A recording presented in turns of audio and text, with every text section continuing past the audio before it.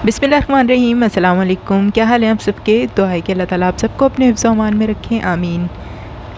Abu Dhabi ता London का सफ़र शुरू करने जा रहे हैं। इससे पहले हमने आपको रियाद ता अबू धाबी का सफ़र दिखा चुके हैं इत्तिहाद एयरवेज़ के ज़रिए। जैसा कि आप तब सब देख चुके हैं पार्ट 1 में कि हमने रियाद से अपना सफ़र शुरू किया था और फिर हमने आपको रास्ते के तमाम अहवाल दिखाए और इसके बाद अब हम सुबह 7 बजे के करीब पहुँच चुके हैं अबू धाबी के एयरपोर्ट पर।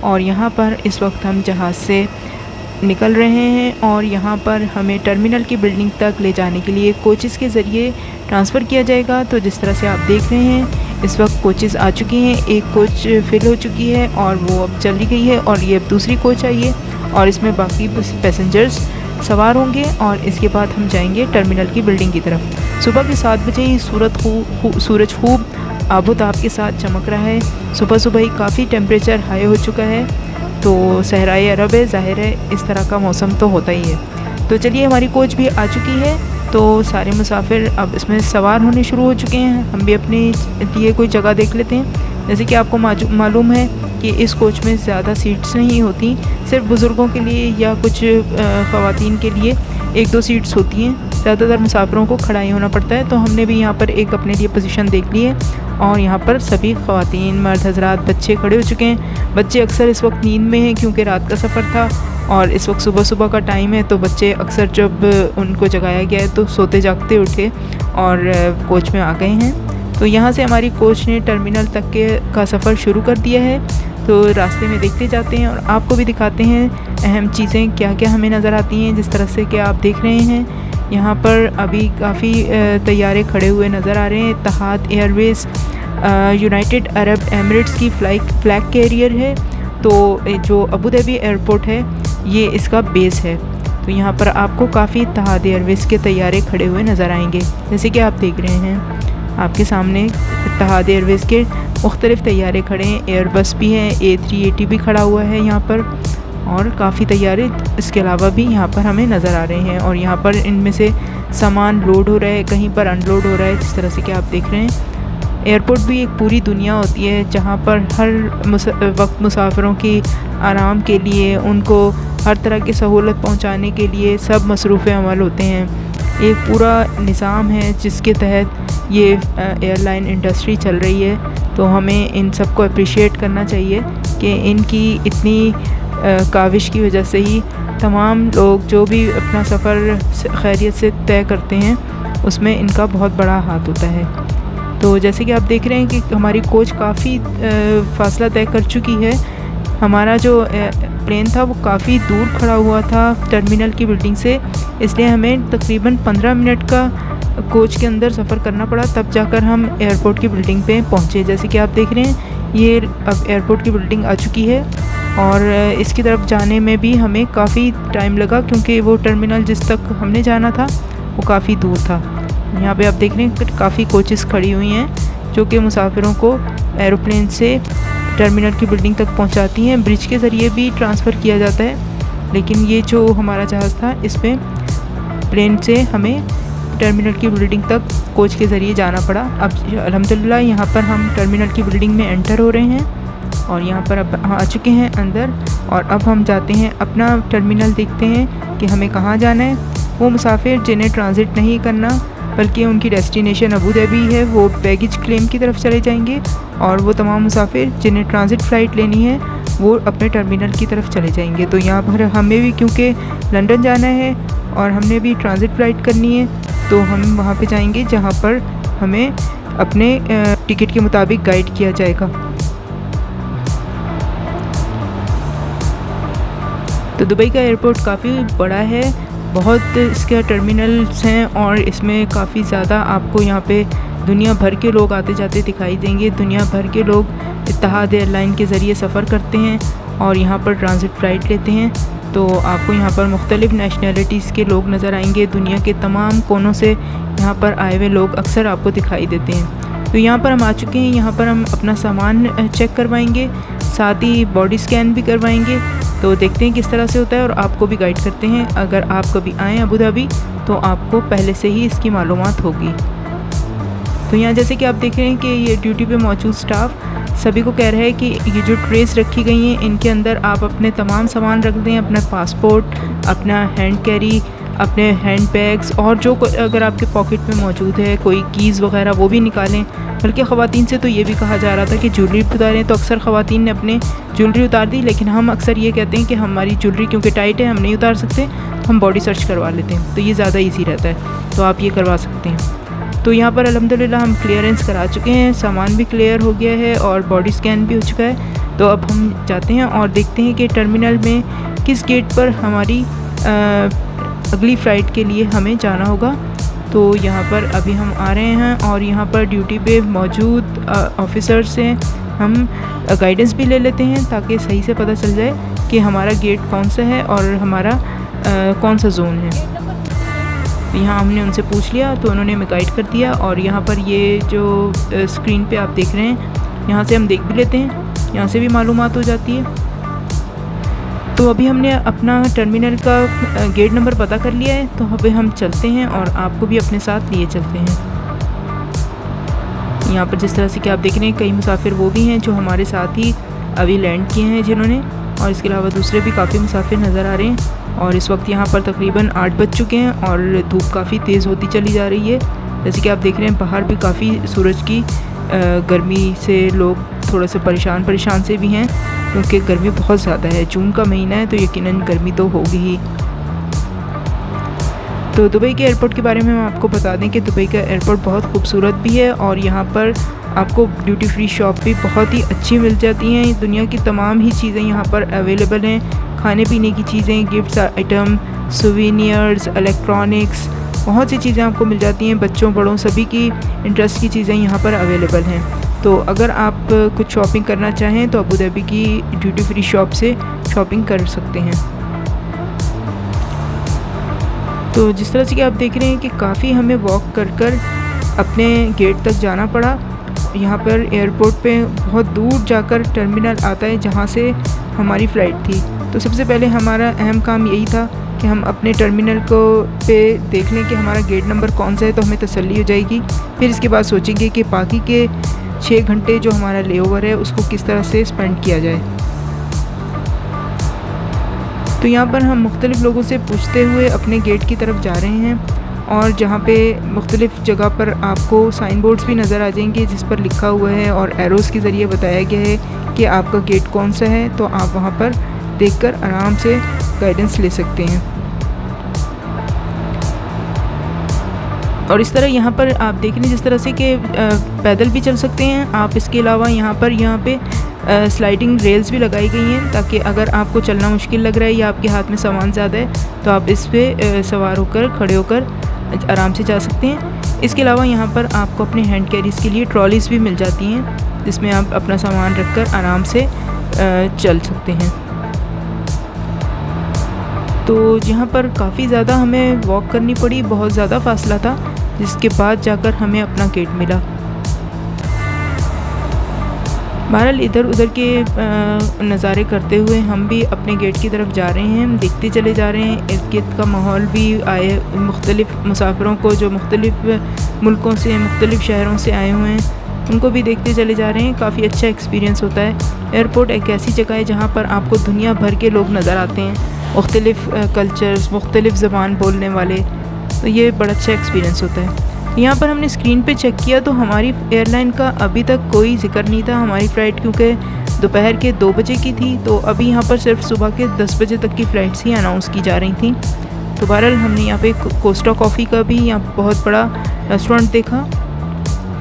कोस्टा कॉफ़ी जैसे आपको मालूम है कि पूरी दुनिया में ही बहुत मशहूर है, तो यहाँ पर भी लोग बहुत पसंद करते हैं और काफ़ी यहाँ पे रश भी नज़र आ रहा था लोगों का। और हमें भी इस वक्त कॉफ़ी की बहुत ज़रूरत महसूस हो रही थी, लेकिन सबसे अहम और ज़रूरी काम ये था कि हम अपना गेट चेक कर लें और इसके बाद बाकी सोचा जाएगा कि हमें क्या करना है।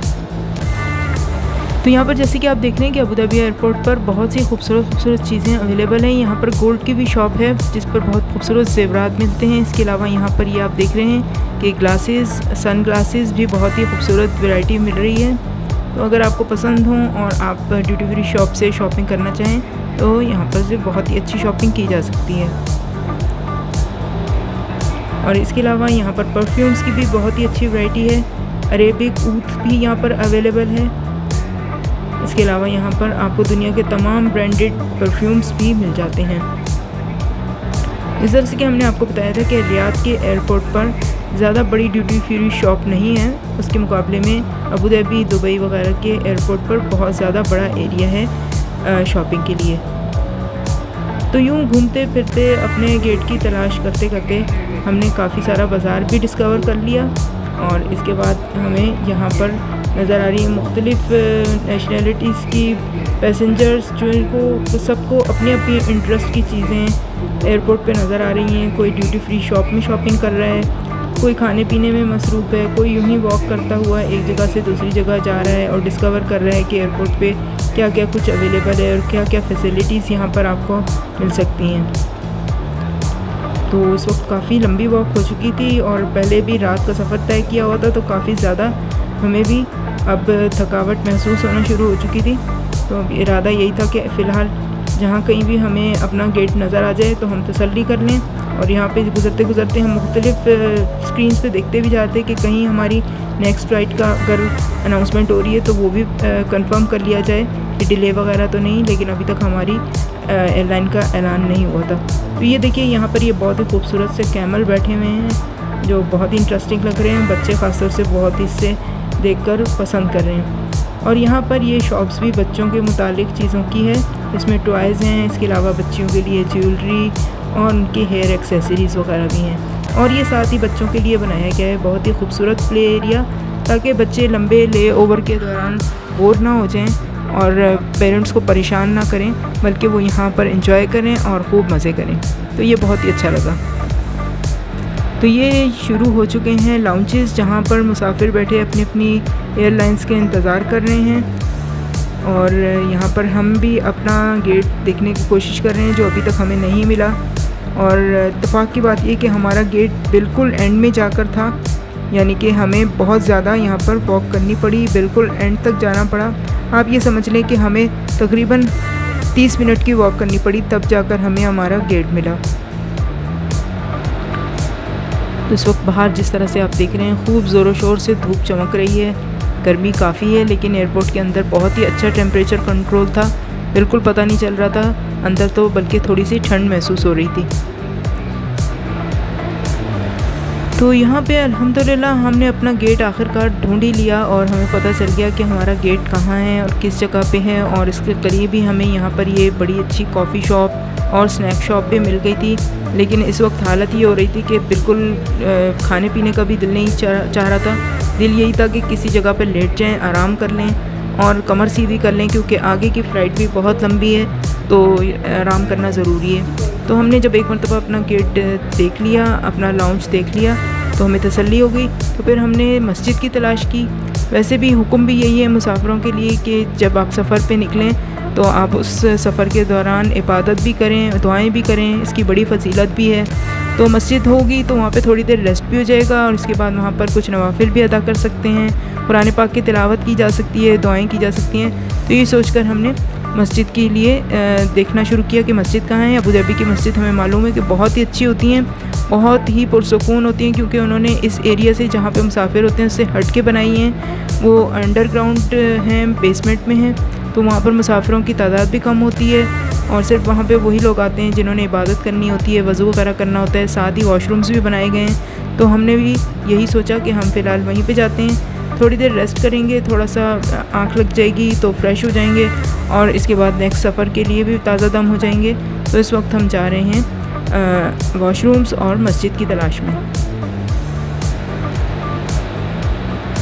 तो जैसे कि आप देख रहे हैं एयरपोर्ट पर काफ़ी मुसाफिर हैं और मुख्तलिफ़ गेट्स पर मुख्तलिफ़ मुल्कों में, मुख्तलिफ़ शहरों में जाने वाली फ़्लाइट्स तैयार हैं और वहाँ पे उन्हीं की नेशनलिटीज़ के लोग भी नज़र आ रहे हैं। तो ये हमें नज़र आ गया है वॉशरूम जाने का रास्ता। तो ये हमने ये स्टेयर्स के ज़रिए नीचे आ गए। यहाँ एक साइड पर जेंट्स का और दूसरी साइड पे लेडीज़ का वॉशरूम और मस्जिद है। तो ये इस साइड पे हम आ गए हैं, यहाँ पर लेडीज़ का साइड है। तो यहाँ पर ये साथ ही मस्जिद भी है और साथ ही यहाँ पर ये वॉशरूम्स बनाए गए हैं ताकि आप यहाँ पर आराम से अपना वज़ू वगैरह करें, फ़्रेश हों और फिर यहाँ पर मस्जिद में आ जाएंगे। ये मस्जिद का हॉल है, लेडीज़ के लिए बनाया गया है। इस वक्त अल्हम्दुलिल्लाह बिल्कुल भी यहाँ कोई भी नहीं था और सुकून था, तो हमें बड़ी खुशी हुई कि चलो आराम से यहाँ पर रेस्ट कर लेंगे। तो हम यहाँ पर आ गए हैं और यहाँ पर हमने अपने बैग को बनाया तकिया और यहाँ पर सो गए। और 2 घंटे की बहुत अच्छी सी नींद पूरी करने के बाद फ्रेश होकर यहाँ पर हम आ गए हैं कॉफ़ी शॉप पर, और यहाँ से हमने अपनी पसंद की कैपुचिनो पसंद कर ली और यहाँ पर लेकर हम उन्हीं के एरिया में सीट्स लगी हुई थी, वहाँ बैठकर हमने एंजॉय की।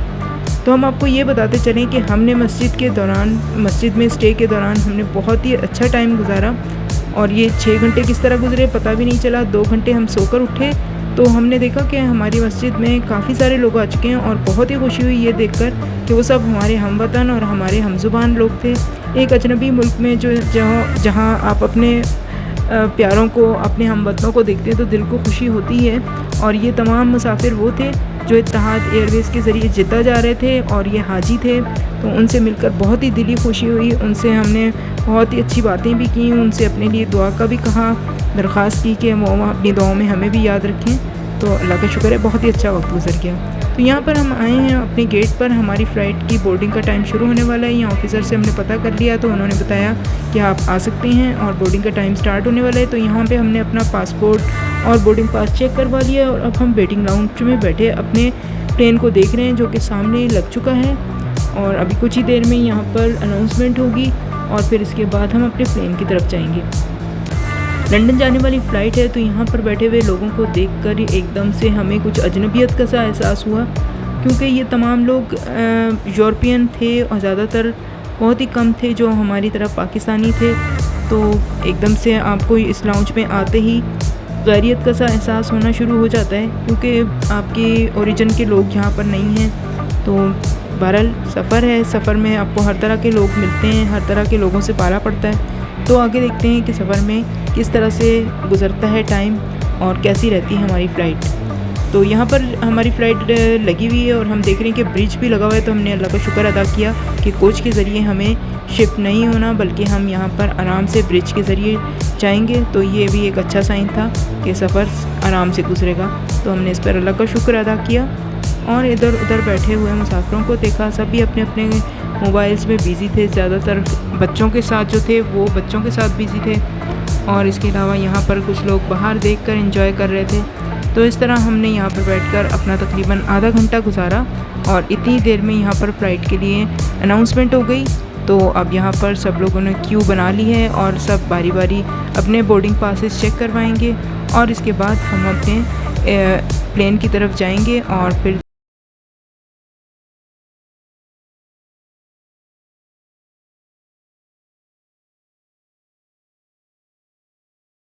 दो क्यूज़ बना दी गई हैं यहाँ पर, एक लेडीज़ के लिए है और फैमिलीज़ के लिए, और दूसरी तरफ जेंट्स के लिए है, और एक साइड पर फ़र्स्ट क्लास और बिज़नेस क्लास के लिए है। तो यहाँ पर हमने भी अपना बोर्डिंग पास चेक करवा लिया है, अपने डॉक्यूमेंट्स।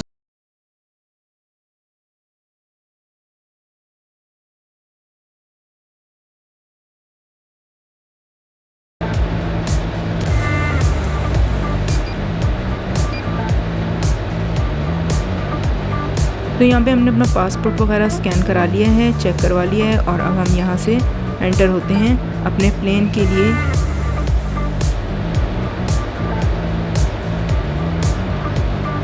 तो अल्हम्दुलिल्लाह इस मरहले से हम फारिग हो चुके हैं, और जैसे कि आप देख रहे हैं बाहर हमारा प्लेन खड़ा हुआ भी नज़र आ रहा है, और बाहर खूब गर्मी भी हो रही है इस वक्त। यहाँ पर दोपहर का 1:40 का टाइम है और 2:14 पर हमारी फ़्लाइट का टाइम है।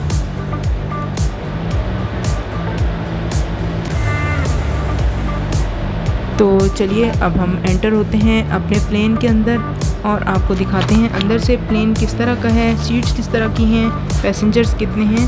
तो इससे आपको भी मालूमात हो जाएगी, ताकि जब कभी आप भी लंदन का सफ़र इत्तेहाद एयरवेज़ के ज़रिए करें तो आपको बेसिक मालूमात मिल जाएगी।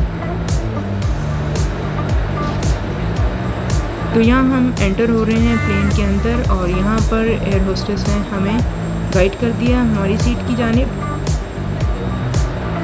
तो चलते हैं अपनी सीट की जानिब।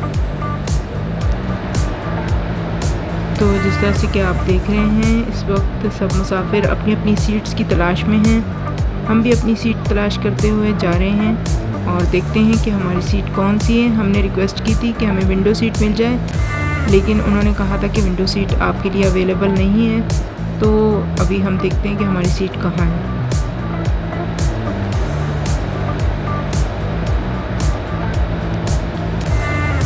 तो ये हमें हमारी सीट नज़र आ गई है। तो ये हमारी सीट विंडो सीट तो नहीं है, लेकिन ये किनारे पर हमारी सीट मौजूद है। तो यहाँ पर हम अपना सामान रखते हैं, क्योंकि हमारे पास हैंड कैरी तो है नहीं जो हमने ऊपर वाले कैबिन पर रखने हो। तो हमारे पास हैंड बैग ही है, बस वो हमारे पास ही रहेगा। तो ये अल्हम्दुलिल्लाह हमारी सीट आ चुकी है। तो यहाँ बैठते हैं।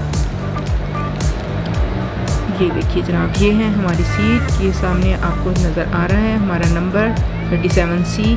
तो यहाँ पर हम बैठ चुके हैं और अभी हमारे इर्द गिर्द आगे पीछे बहुत ही कम मुसाफिर बैठे हैं। हमारे साथ वाली सीट्स पे भी अभी तक कोई मुसाफिर नहीं आया। तो आज की वीडियो आपको कैसी लगी, अपना फीडबैक देना मत भूलिएगा। इंशाल्लाह फ़्लाइट के दौरान कैसे हालात रहे सभी आपको नेक्स्ट वीडियो में दिखाएंगे। इंशाल्लाह आप उसे भी बहुत इंजॉय करेंगे। आज की वीडियो के बारे में ज़रूर अपने कमेंट्स दीजिएगा। चैनल को भी सब्सक्राइब कर लीजिएगा, वीडियो को लाइक कीजिएगा। दुआ में याद रखिएगा। अल्लाह हाफिज़।